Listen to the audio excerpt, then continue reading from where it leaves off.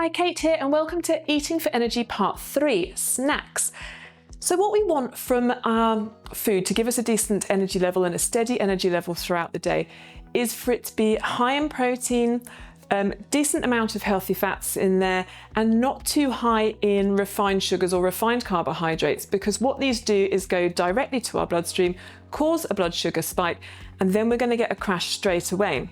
This applies also to highly caffeinated products, and that includes chocolate to some degree, but also things like energy drinks, caffeine, coffee drinks that have got quite a lot of coffee content in there. These sorts of products here are very much in that mold of energy sapping. They're going to give us a quick boost, but it really will wear off very, very quickly indeed. And we're going to find ourselves turning back to these time and time again to keep us up at a certain level.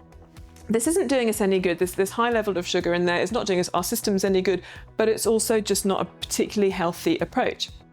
So if we want to avoid the energy roller coaster that comes from high sugar foods, what do we have instead? These sorts of snacks over here are exactly the right thing to maintain decent energy levels. Let's have a think. We've got fibre in the form of our berries, our fruit as well. Really lovely to include that. It keeps us fuller for longer, keeps our energy levels steady. Also, fibre comes in the form of things like these whole wheat rice cakes, the oat cakes as well. Such a great alternative to a more disposable kind of biscuit where our energy is going to peak and trough very, very rapidly. We can add things to these, of course. If you want to have them by themselves, they're okay. But if we're adding to them maybe a little bit of a no sugar peanut butter topped with some fruit, or we want to have some cheese with that, things like these little mini cheeses are a really nice way to eat well at work, to have a small portion of something so you're not going overboard with it, but they make a really nice couple to have the cheese with those. What else is going to keep our energy steady? Well, again, I said about protein, and these sort of products here are all a high protein option. We've got the high protein puddings, these specific ones there. They are probably going to fit more into the highly processed end of things. They have been engineered with that extra protein content in. So if that's a concern for you or something you're being mindful of, perhaps just a regular Greek yogurt is going to be a high protein source, really filling, and a great way to keep those energy levels stable. In terms of protein bars, if you're going for a snack bar, there is a great deal of benefit going for one of these over one of these because of its protein content. Calorie-wise, they're probably fairly well matched, but this one will do more for you and keep you going for longer than the Snickers will. Also, this is less likely to induce sugar cravings that will occur after the chocolate bar.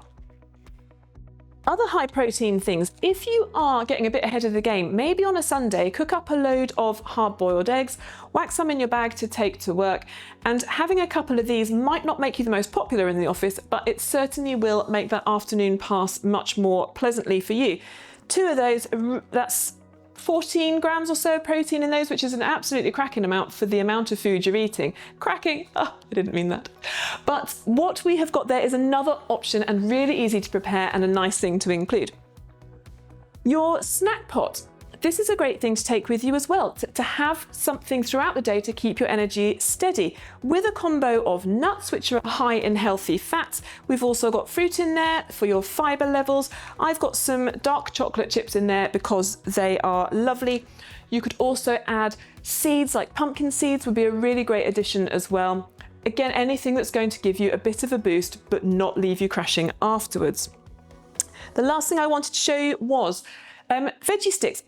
Probably 3 minutes prep on those the night before with your little pot of hummus that can come with you and sit in the fridge at work.